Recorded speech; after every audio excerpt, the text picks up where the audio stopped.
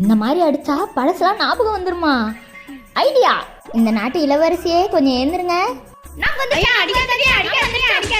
எனக்கு ஞாபகம் வந்துருச்சு, எல்லாமே ஞாபகம் வந்துருச்சு. ஒரு கடையில ஜாக்கெட் தைக்க கொடுத்தேன், அதை போய் வாங்கி வந்துடுறேன்டி. அத்த உங்களுக்கு ஞாபகம் வந்துருச்சா? நான் கும்பிட்ட தெய்வம்லாம் என்ன கைவிடலாத்த. எனக்கு இப்பதான் ரொம்ப சந்தோஷமா இருக்கே.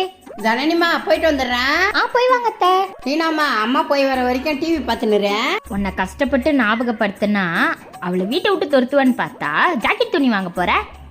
சை, இதான் கரெக்டான டைம். அம்மா கடைக்கு போயிடுச்சு, நம்ம காசு திருடி பானிபூரி சாப்பிடலாம்.